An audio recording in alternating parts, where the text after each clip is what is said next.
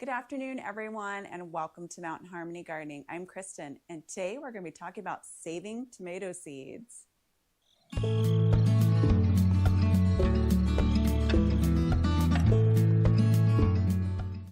A friend of mine gave me these tomatoes, and she asked me if I could save the seeds from them because I've had success in the past saving seeds from tomatoes.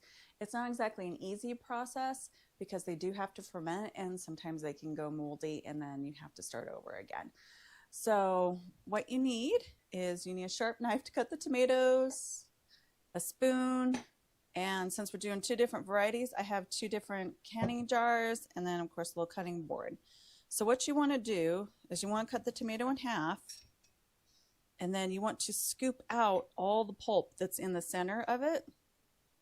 You want to put all of that and try to get out as many of the seeds as you can and put all of that into a jar. And we'll just clean out all the pulp. And what will happen is this fermenting process will separate the seeds from the pulp, and then the seeds will also sink to the bottom so that as you're going through the next 4 days, you will be able to drain off the pulp that's in here and the seeds will be at the bottom, and then you will keep rinsing them off for the next couple of days as well. So we'll do the yellow one. This one is a lot softer. All right. And you want to get a couple of tomatoes, not just one. I'm only showing you these two as an example for this video. And just make sure you take out all of the seeds. So you want to clean it out really, really well. We'll do the same thing with this one. Get all of that into a jar. And then see there's still a few little seeds left in the top. So we want to make sure we get all of those out. And then the other thing you will need is some water. And then you just want to fill this up until they're covered. And then you put the lid on. Make sure that you label your lids if you're doing two different varieties. And then you're just going to let this sit and you're going to check on it every single day. But this could take up to 4 days for the process to happen. And so we will be checking back in here in the next clip. So it's been a few days and I have added more water to our tomatoes, but it's time to start changing the water. And there should be, like if you can look in there, you'll see how there is a little bit of the pulp floating on top. You want to get rid of that. So you're just going to start pouring it out and get the pulp out with it. And you'll notice that it probably smells a little fermented. You just want to keep going a little bit more. It's okay if you use a couple of seeds, but what you're trying to do is get the pulp out because that's what can rot. Okay, a little bit more pulp in there. Doesn't smell very pleasant, but you get the picture. Okay, now we're going to do that to the second one.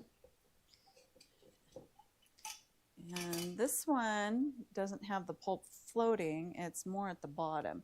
But you definitely want to get as much of this water. And here comes a little bit of the pulp. Now you can start to see that's starting to have, there you go. See, there's some of that pulp that you want to get out. You don't want to lose too many of your seeds when you do this. Okay. All right. Wash off my hands because that smells really bad. And then you just want to fill it up with some more water. Do the same on the other one. And make sure you put your lids back on the correct jars. Luckily, you can tell one's yellow and one's red. And then you just want to let these sit for probably another day. And then what we're going to do is we're going to rinse all this out tomorrow. And we're going to put the seeds like on a paper plate and let them dry. It's been a few days later and I'm sure the view behind me looks a lot different because Donnie has been working so hard on remodeling the house. He's been texturing and priming and painting, and pretty soon we're going to be ripping out the kitchen. So we definitely need to get this video done before we do that. It's been a couple days later, and I have been rinsing these, and I've been getting as much of the pulp out as I can and putting in fresh water. And today is finally the day that we're going to go ahead and dry the seeds out. So what you're going to need is you're going to need some water to rinse them off to make sure you've gotten all the pulp out completely. And then you're going to need one of these mesh strainers. That way it catches the seeds. So something just has a pretty fine mesh because tomato seeds are pretty small.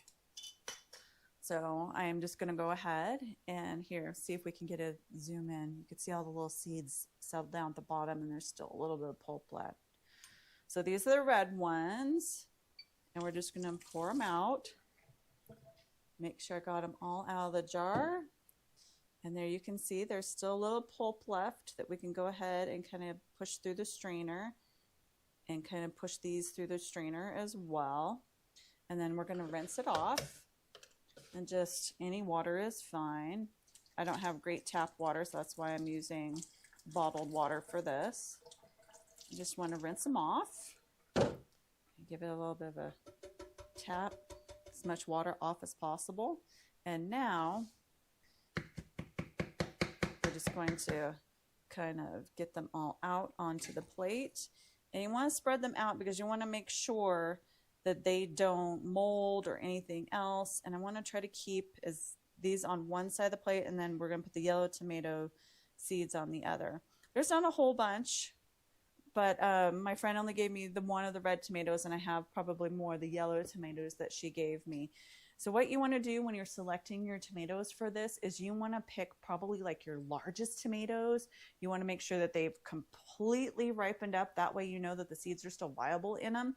And also you can pick like some of the ones that maybe you want like the earliest tomatoes. You can do that, or you could do the largest, or maybe there was like a specific kind that tasted really well.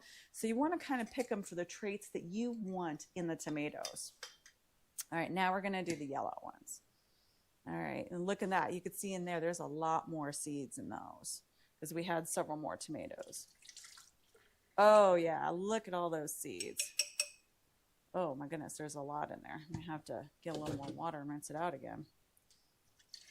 So these tomatoes had a lot more seeds than the other ones did. There we go. So again, kind of just push all the pulp through the strainer. You want to get all of that out of there because the seeds are kind of like coated in that too, and you want all of that off. So just make sure that you get as much of that off as possible, and then rinse them off again. There we go. And then just kind of give it a little tap, make sure all that pulp is gone. And then I'm actually going to fold this over so I know that the red ones are on the inside. And there are all the yellow ones. Look at that. That is a lot of seeds. This is a good amount. And we only had a few of these tomatoes, and they had lots and lots of seeds in compared to the other ones. So you just want to spread them out, and all you have to do now is give them a couple of days to completely dry out, and then put them in, like I put mine in like paper sandwich bags, and then I label them with the date and what they are. And then that is how you save your tomato seeds. So thanks for watching, everybody. I hope this was informative for you and that you're going to try this on your tomatoes. It's awesome. It's a good process and a good way to get some of your best tomatoes and save them. They also have to be heirloom variety. You can't do this with any of the hybrids either because you will not get the exact same tomato. So that's another tip I need to tell you too. So thanks again for watching, everyone. Please don't forget to like, subscribe, share, and comment. Happy gardening, everyone.